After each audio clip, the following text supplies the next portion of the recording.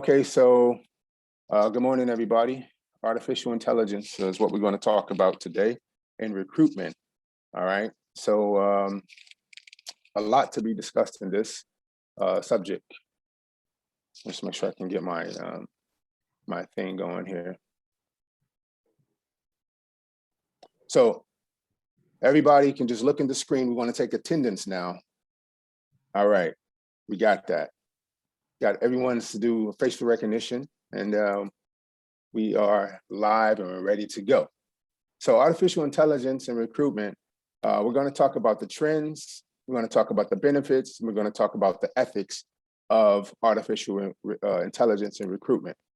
So today's agenda, the things we're going to talk about will be give a brief introduction about myself, ARA, Abdurrahman Abdullah, AI and HR, and the trends, how AI is being used in recruitment, as well as the benefits of AI in recruitment, and the ethics. Is AI ethical? And then we'll just come to a summary conclusion. So it'll be really brief, concise, just getting to the point.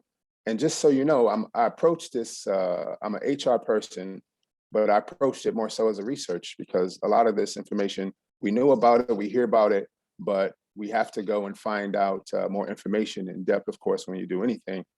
So we approach it as research more so without any biases, just trying to understand the information that's before us. So a little bit about myself. My name is Abdurrahman Abdullah.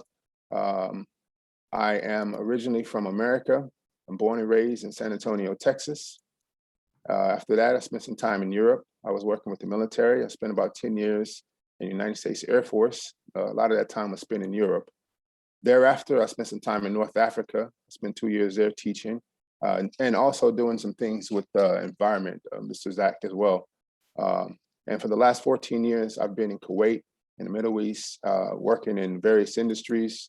From them, I've worked in aviation, security, logistics, and now oil and gas. I have a master's degree in instructional design and technology, bachelor's in business administration, focusing on HR. I'm a certified consultant and also a certified trainer. My social media information is there at the bottom in case you want to get in touch. Phone number is there as well, and you can find me also on LinkedIn. Furthermore to that, in today's presentation, so let's go ahead and start. I mean, I don't want to go and bore people because firstly and foremost, I think a lot of people already know what artificial intelligence is. We've seen the movies, we've seen and heard about many things with artificial intelligence. We've been talking about this stuff. We've been dreaming about artificial intelligence. So this is the definition of what artificial intelligence is. But did you know in I believe it was in the 1950s, 60s timeframe. In the 1950s, there was a movie called 2001 Space Odyssey. 2001 Space Odyssey was a movie that was ahead of its time, and it was really cutting edge in terms of predicting the future. This movie foresaw how artificial intelligence will be used. And the movie, I believe it came out in 1968. And they had you can say an equivalent to what is a Siri now, what's equivalent to a Vera now, but they call it HAL at that time. So this guy, he went off into space, and I believe he had something to do with a mission in Jupiter, but this movie was made in 1956. And they had the whole speech recognition, talking to the computer, and it was just like what we have today. But that was made in 1956. If you haven't seen this movie, 2001 Space Odyssey, which came out in the 1960s. So that let us know that artificial intelligence is something that is basically something that's going to be the way of the future.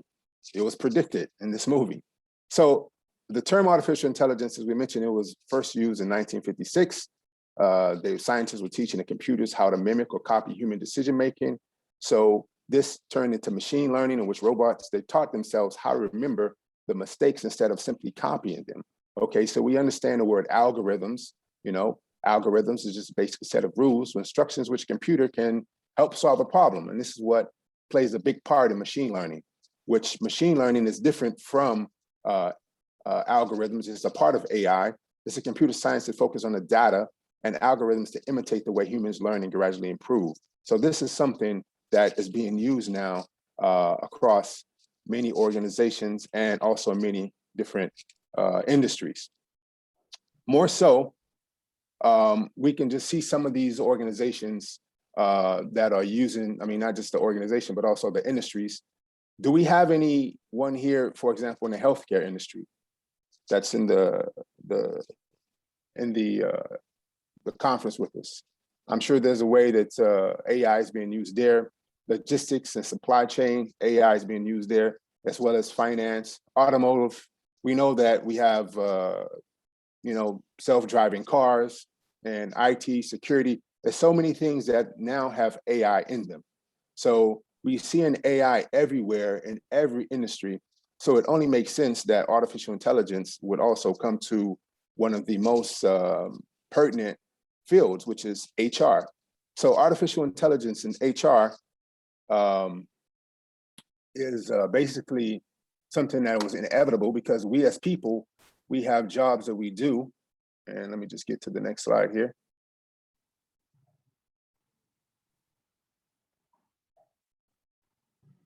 So as HR people, we provide support for people within organizations. And a lot of these jobs, they're administrative, they're repetitive, they require frequent coordination. And we're just doing these things over and over and over, like recruitment, payroll, training and career development, compensation benefits, performance and evaluations, employee relations. All of these things are constantly on the forefront of what we do every day. And there's a lot of paperwork into that. So we look at a standard HR department, we see that these departments or these divisions that we see, they have a lot of different processes and activities, tasks, and a lot of things to do. For example, if we look at recruitment, there's a strategy that you should have, there's a screening process, advertising, a lot of things go into recruitment. And a lot of that is a lot of paperwork, a lot of coordination. The same thing for compensation benefits, market studies, benefits analysis, all of these different things are required. Training and career development. Training needs analysis. How do you train people? What do you need to train them on? There's so many different things that come to mind when you have to do training. Performance and evaluation, goal setting for the organization. What's the strategy in terms of how the top management is going to reach its goal and how those things trickle down within the organizations and how that impacts the people at the lower levels from the top, the middle, and to the lower levels of the organization.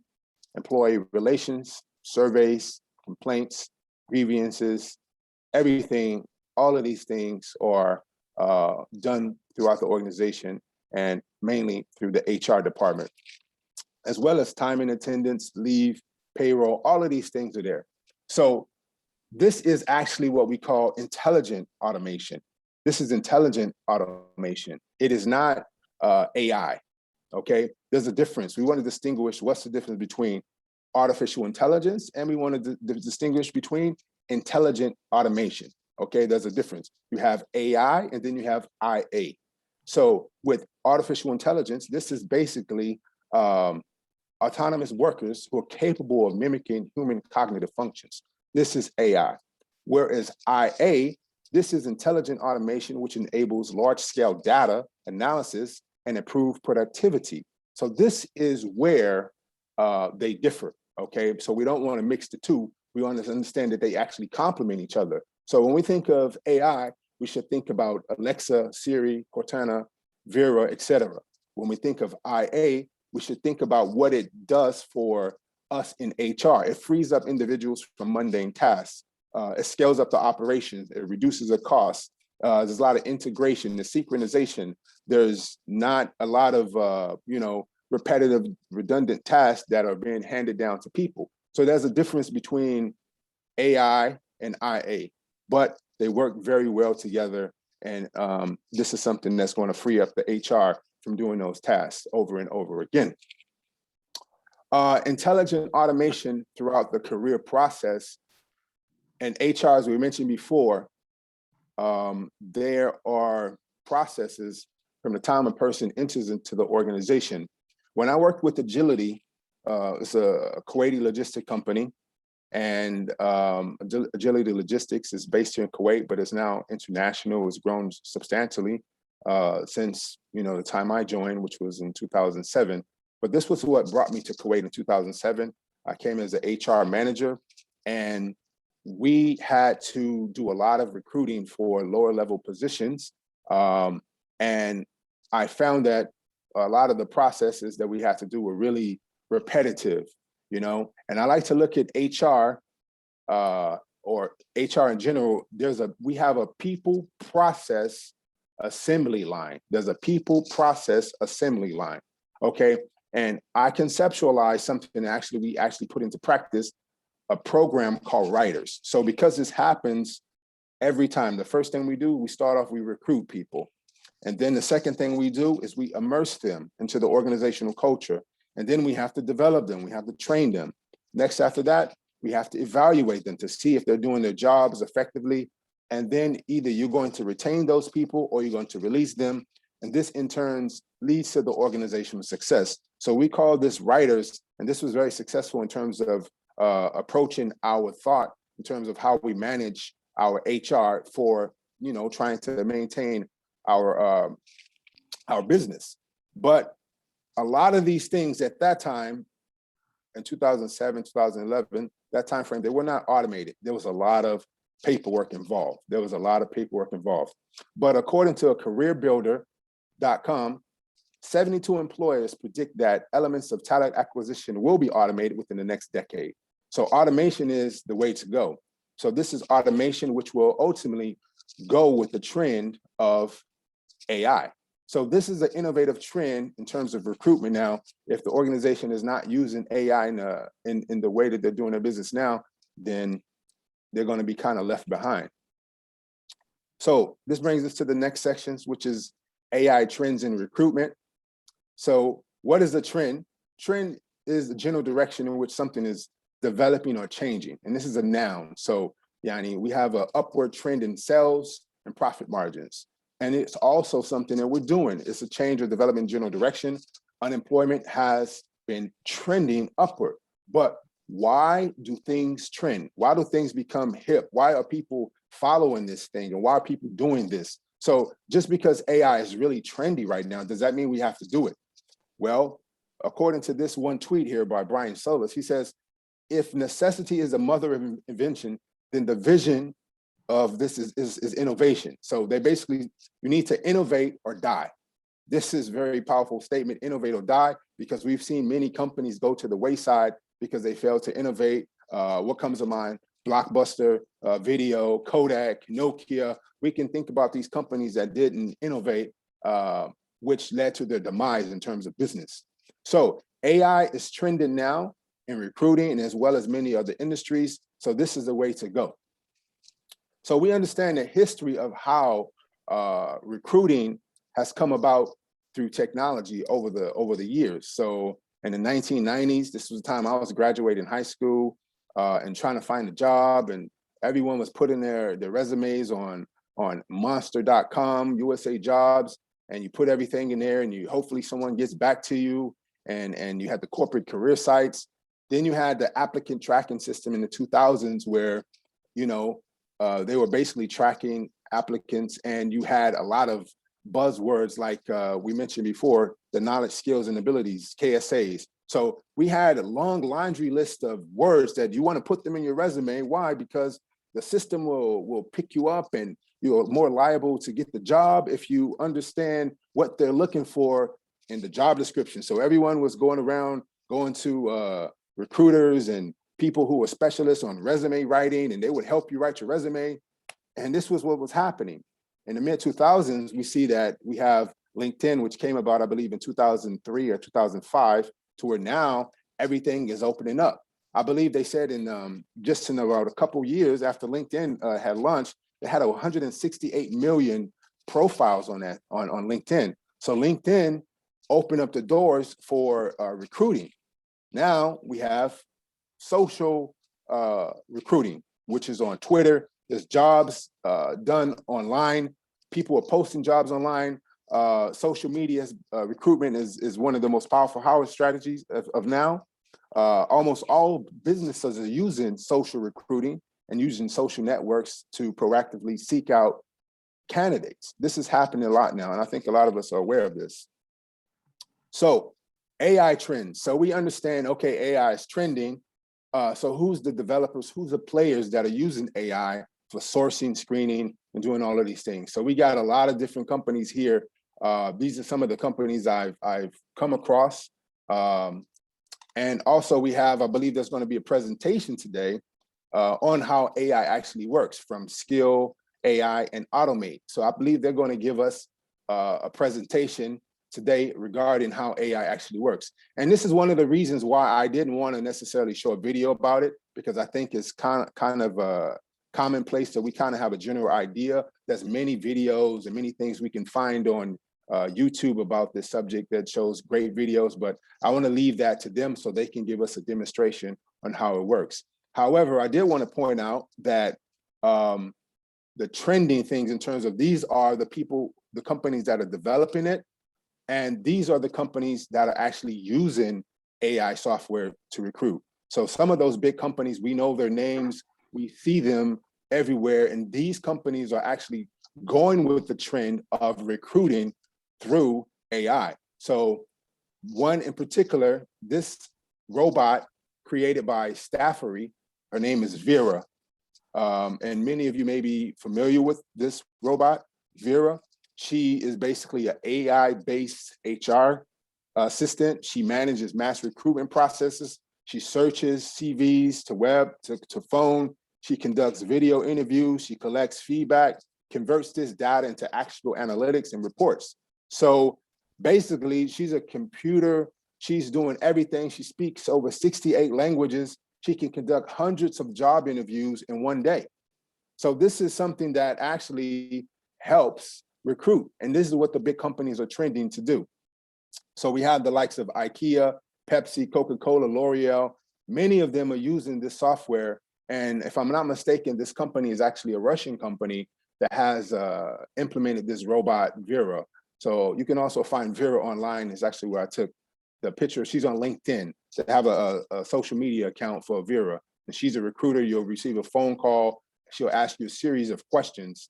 And there's many examples on this, but I'm gonna leave that to Automate and Skill AI to give a presentation later on that. So her process, well, she will call the candidates, she interviews them, she finds suitable resumes, and she can also conduct a video interview in which she's basically scanning your analytics in terms of your gestures, your communicating, how you're communicating, your tone, your eye contact. All of these things are done with the help of AI. So this is what's trending now in AI and recruitment. So some of the priorities and why people are using AI and why companies should actually use it, according to Finance Online Times, they want to improve the quality of hiring. This is 52% of them said. 24% said they want to increase the retention rate. They want to improve the time that it takes to hire. And they also want to grow the talent pipeline and with a more diverse hiring process. So this is what many companies are looking at in terms of the top priorities in 2021. So moving on, what are the benefits? We understand what AI is. We understand the trend of it, and this is the new wave. But what are the benefits of using AI? Why should we use AI in recruitment? Why we can't do it the old way? Okay, well, me as someone who worked in recruiting, I would say I welcome AI because I know how mundane of a process that recruiting can be. It's very task-oriented. There's a lot of work that goes into it. So I'll give you an example. The old ways of recruiting. If anyone has ever recruited, you see a stack of resumes, okay? There's a lot that goes into recruiting. There is a lot that goes into recruiting. So we start off with, you have available vacancies, okay? So there's a vacancy. You have to arrange for the selection of the appointment. Why do you actually need this? This is the recruiting planning. So the first step is the planning. If a job is available, why is that job available? That means there must be a budget for it. There must be a budget. So that person that you want to hire, and how many positions do you have to give or to hire people for, you have to have a budget for it. So there's a plan. There's employee requisition forms, there's budgets, top management have to sign off. That's even before you start the recruiting process. And all of this is done manually, meetings, coordination, etc. Then after that, the process of finding and attracting capable applicants, we remember looking through newspapers for jobs before. We used to go look on websites as well, but some of the old ways is looking through newspapers to look for a job. Okay, so now you're marketing that particular position or positions. Then after that, sometimes you go out, you have a job fair.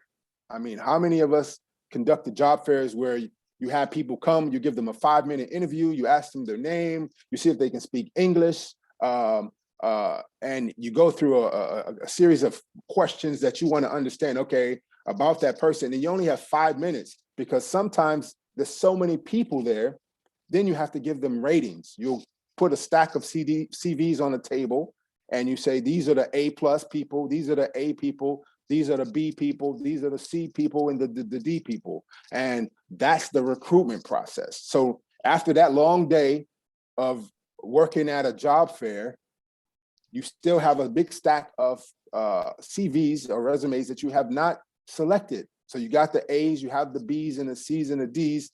Now, who are you going to give the job? Okay, the hiring, the results in a pool of applicants from which new employees are selected. How do you select the right people? Okay, all of this is very manual. Okay, this is very manual. And when you're doing that, as people in the hiring process, we know that when you have a large pool of people and you have one job available, or 2 jobs available, or 3 or 4, you know now that the person who was the most charismatic, the most memorable, who left the most, the biggest impression on you, you say, okay, this guy, I remember him, he was a nice guy, let me call him up. Now that personal interaction with that person comes in, he may have told you a story, you may remember that story, and then based off of that, you call him up, as long as he agrees with the salary, you give him the job. Or maybe someone recommended him, someone referred him for the job, perhaps. And then the next thing you know, you hire that person. If we look at the screen here, we have 5 people, all right? This is something, you know, when you hire people, you're probably going to get a lot of people that have qualifications that can meet the standards in which you're hiring for example. These 4 people we have here, they all were good to go. But then you had a guy who has a W on his chest. If we ever heard of this, this is called vitamin W. And some people get jobs based off of vitamin W. If you lived in the Middle East, these things are biases, nepotism, connections. You know, this is what is part of the problem, in which I think the rest of the conference today will talk about forged degrees, visa trading and whatnot. WASTA, people getting jobs based upon, you know, not what they know, not what you know, but who you know. And sometimes that in the recruitment process can be eliminated with inoculation of what? AI. So AI removes vitamin W from the system. This is what happens because there's no more personal touch on that. Now it's more about the objective reasons on why you hire this person for the job. So why should we be using and benefiting from AI? According to McKinsey, AI's impact on global economy will generate 13 trillion in economy activity across the globe by 2030, within the next decade. Look at this picture here. That's $1 billion. That's what $1 billion looks like printed out on pallets. That's how $1 billion looks. Numbers don't lie. The benefits of AI, they said 13 trillion in economic activity across the globe by 2030. This is 1 trillion, what $1 trillion looks like in terms of money, American money printed. So we have a saying in America, if it doesn't make dollars, it doesn't make sense. So it seems that not only is AI good for recruiting, but it's good for the economy in many ways. So looking at the benefits, it makes dollars and it makes sense in terms of wrapping it up here. You have reduced recruitment costs. You create more jobs, the operating expense. All of these things will work. All the other industries are using AI now, so you should be right in line with them. It makes sense because you have automated business processes. It saves time, it's efficiency. It reduces bias when you select the new hires, and you can hire the best qualified candidate, and you can decrease the employee turnover rate. So all of these things are very important when looking at the benefits of AI. So, but the question now, AI, when we have the good of things, we also have to look at the bad of things, the ethics. So AI, ethical and unethical practice. Is AI the right fit for your organization? Is it just because it's a trending new technology that everyone should be using AI? No, it's not. The question is, AI does have a blind spot. So because recruitment is complex, there's no algorithm that is inherently ethical and unethical. We need to look at how the technology is being used, whether the outcomes are being measured effectively in the short and long term. So how this technology is being used is very important. So AI begins with transparency, and also from looking at the fact that this data that we are programming the software for, it comes from human behavior. And this can be dangerous when it comes to recruitment if we start to make particular algorithms and make the machine hire people of certain ethnicities or whatnot. So it's very important that AI is just as unbiased as it's supposed to be. AI is only as good as the data that it's using. So it's a good trend, but we have to make sure we use this tool properly. So lastly, we come to a summary here, closing it. The trends, we basically say that AI is the way to go, innovate and die, all right? Basically, this is what and where the money is at. It makes sense to come on board with this trend for all of the reasons that we stated before. You're gonna save time and money, but we also have to look at the ethical part of this using AI. It's very important. And lastly, AI will take this person who perhaps would make it into the organization by vitamin W, and they will remove him, and you will have someone who you actually hired without those biases. And this is one of the benefits of AI. That's the end of my presentation.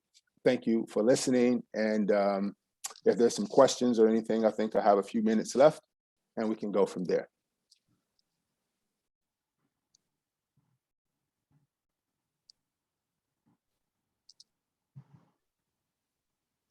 Can I Sure. ask a question, Abdurrahman? Yes, sir, for sure. Go ahead. Okay. First of all, I have a saying, Abdurrahman. I believe that people work in IT are the most logical people. Mm. Now, the reason why I'm saying that the most logical, because if you don't have the right password, you won't be able to get things done. For example, if you want to have a password for your ATM machine, it's your money, but you can't get the money unless you put the right number or right code or right password, and so on. Right. I'm a human capitalist. I worked all my life for working on human, developing people. So I have, pardon me for asking this question, but human capital is not logical. Human capital is, we are emotionally driven. Right. AI can help a lot in many ways, as you mentioned about the recruitment process. Yes, they can, there's a certain buzzword, they'll be able to pick it up and be able to help deliver or maximize or optimize the requirement for processing and so on. That's fine. Yes. That's perfectly all right. You mentioned about the blind spots of AI, and I'm happy you mentioned that. One of the blind spots, or some of the blind spots, which I think is working for human capital development side myself, is the blind spot for counseling. There's no human touch for people to understand. A machine cannot understand the requirement. Why am I late Why? What's the reason why I was late? Something Right. happened or did not happen. So that counseling cannot be done by AI, neither any kind of resolution for conflict, which can take place Sure. at work. So there are many advantages, as you mentioned about it, but at the same time, I also feel the human touch, the human behavior for HR, which is human resources, uh, artificial intelligence can help many of the things that people need to be spending time on. They can reduce the time period. They can do many good things as what the AI, is providing. But at the same time, I also feel that human resources or the human touch and human capital development side process still require people on the on the front. For sure. For sure. Thank you very much, Abdurrahman. I was waiting for Thank your you. presentation. It's 3 o'clock in the morning for me. So I'm Wow. just going to say adios to everyone. If I was yawning, please forgive me for that. Um, I took the opportunity of listening to you and of course Imad and the other gentleman Waleed. Hey, And so if you see me going switching off from here, please excuse me I for understand. that. Have a great day, all of you. I understand. Zach, on the same note, some of the things that you're working on in terms of green economy, I'd like to inform you that working in Kuwait here for the last 14 years, I'm a pioneer of some of these things that what you're talking about. We did a Recycle in Ramadan project when I worked at Agility as an HR manager there. So this was something where we would recycle because here in Kuwait, you know that they give away food in the month of Ramadan, okay? And that generated a lot of plastic and there's a lot of waste going on. So I came up with a project to where we can actually recycle during that time frame because there was abundance of plastic. And we did this for a few years, but it wasn't sustainable because of the, the systems that are there, the logistics and everything. And as you mentioned before, the returns on it is nothing. No one wants to spend their time picking up plastic, trying to recycle, and then you only get 80 KD for a trailer worth of plastic. We recycled, I believe, like 3 or 4 tons of plastic in 1 month from 4 masjids just in 1 month.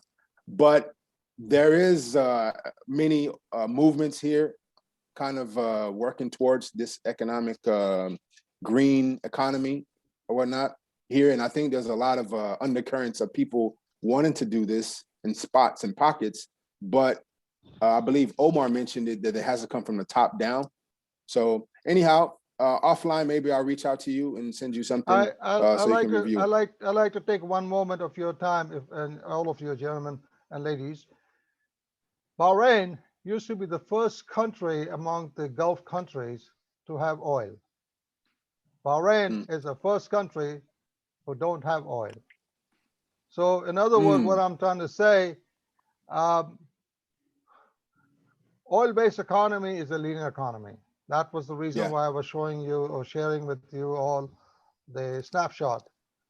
So the Kuwait was the first country to introduce desalination plant. Yeah. Desalination plant meaning desalt, meaning taking the salt out of the water. Now the water in the Gulf, especially in Kuwait and Northern Gulf and the southern part of Gulf, the water is the salinity of the water is 400 times more than what you find in open sea. Wow. So in other words, if you're drinking bottled water, which I just saw you drinking bottled water, for example, the bottled water, if you read the label, I'm serious, if you read the label, you will find the sodium level is so high. Right. Because you cannot extract all of that to become zero sodium. Sodium means salt, which is bad for your health. If you take a look at the bottled water, you will also find the chloride level very high. So what I'm trying to say is that circular economy is a way forward to protect some of the resources that we have. And that's why I've been saying it to people. Why throw away resources? Why not create circular economy? And Yeah. as a last information that I'd like to share with all of you, I've just been awarded the International Award for Books for Peace for 2021. That was been given to me. Congratulations. Thank you. And that was given to me because of my community engagement as well as for environmental engagement. And as a Excellent. chairman for CSR for Dubai Quality Group, you mentioned about giving food during the iftar time. That's Mhm. very noble, but that's not sustainable. Yeah, of course. I mean, and this is So why we stopped. I mean, it wasn't about giving food. I mean, that's what's happening. I mean, now COVID has broken up every social gathering that we know. The point was that when the people receive the food from donations, which I believe that part is sustainable in terms of, because the people always want to give, and it doesn't cost that much. But the point was, after you eat and all of this waste is there in every mosque in the whole country, which there's thousands of, and that's happening for a month, that's an increase of waste in one location. It makes sense that you take this waste that's in one location and that you recycle it properly, and you have the proper receptacles and you put it in the proper place. This was something that I learned from living in Europe, that, this is something that it just makes the most sense to recycle. So anyhow, the shift of culture is what's required. I'll be more than happy to share more details if anybody wishes to write to me. Again, we're not out here to promote any company or any product or services. I'm just here to share the requirement for what we need to do in order to take care of our future generation and future stakeholders.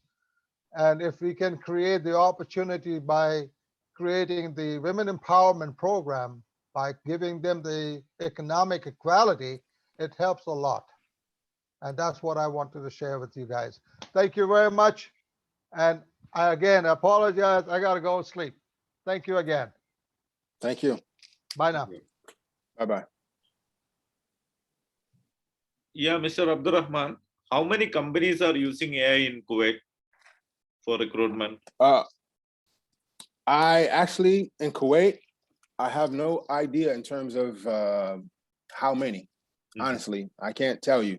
Perhaps you would have a better understanding of it, because I think from my standpoint, I think there's probably very few.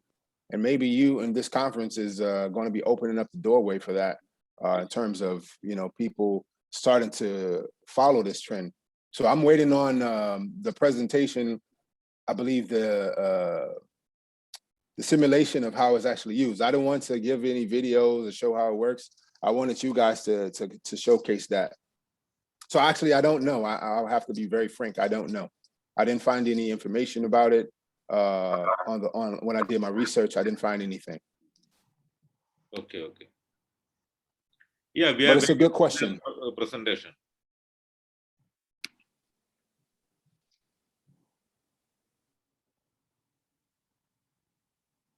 So any other questions?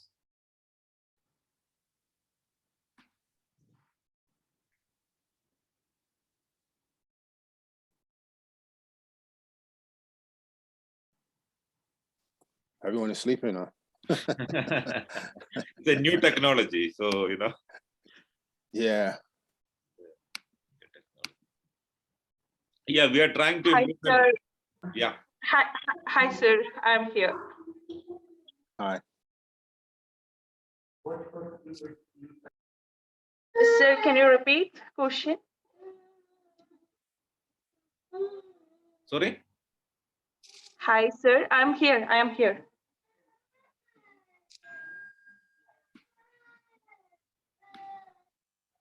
Can you hear, sir?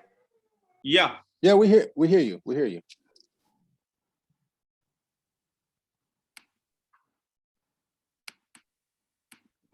I guess the question was, do you have any questions? That was the question. Are there any questions? This was the question. Sir, I am very new in this artificial intelligence, but I know one thing. I'm sure one thing. It reduces human efforts, and And one more thing I want to know, the thing is, how can rectify the, how can improve the human productivity if artificial intelligence comes? I think it reduces the human productivity, the thinking ability of the humans. I am worried about that. Can I answer that? Yeah, I think that's directed. I just finished my presentation. So, Suja, I think as we should welcome AI and we should welcome IA, because ultimately that's going to push us as humans to go with the trend, because we have to progress with it. I mean, now everyone is using Zoom, everyone uses a smartphone, everyone uses a computer. We're not using the typewriter, right? Yes. So ultimately, if you work in HR, you should be looking for digital HR certification, something, and this is something that I myself am working on, digital HR, to where now you understand your job better based upon what's happening in the market. And then you can be more productive at work because you understand where the industry is going and where the technology is going. So one more thing, and the population is tremendously increasing. Then how can we find the solution for the individual job? I mean, the question goes back to my previous answer, is that the humans are controlling the AI. The humans control the AI. The AI doesn't control the human, not like in the science fiction movie where we see the robots taking over the people. No, it's not at that stage. And I don't think it will ever get to that stage. It's more so that computer system, that automation, it requires a human to actually initiate it. So, but you have to know how to interact with that technology.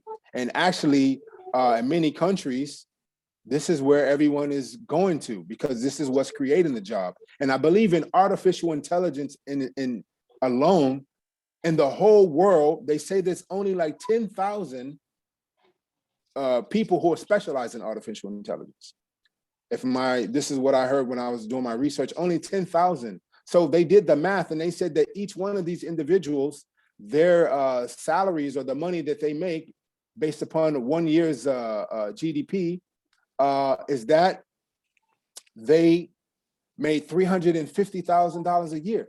So someone who is actually programming into machine learning, they make more money. So if you want to go with the trends, you should learn more about it.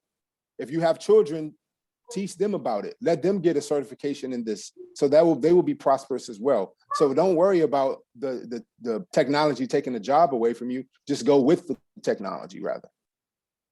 Okay, sir. Thank you. I'm satisfied. Yeah. Thank you.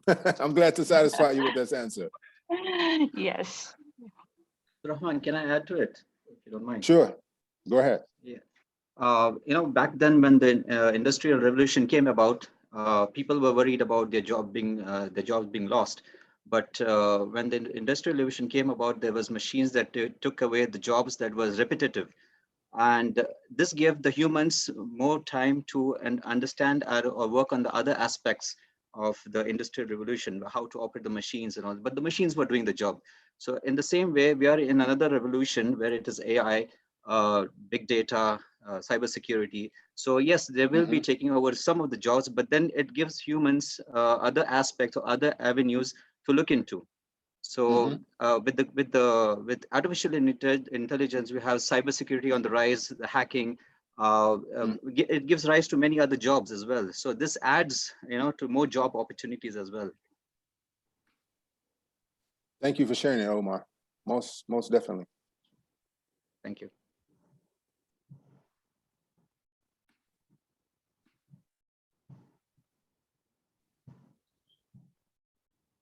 So thank you, Mr. Abdurrahman. So it is a start for AI. So inshallah, we'll be trying to implement in Kuwait. So we need your support for implementation. I'm here, inshallah. Oh, excuse me.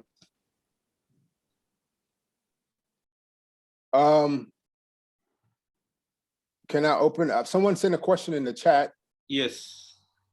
I think he sent it to everyone, Mansoor Amin, and I responded back to him.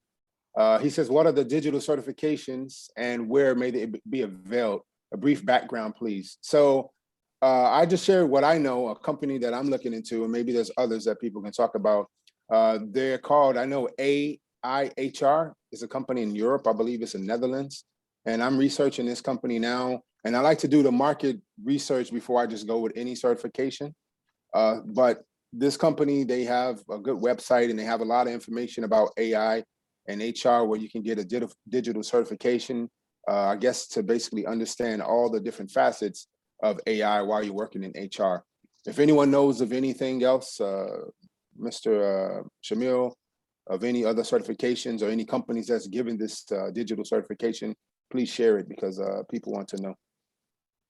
Okay, we will check with our partners and next section we will reply for this. Okay, thank you.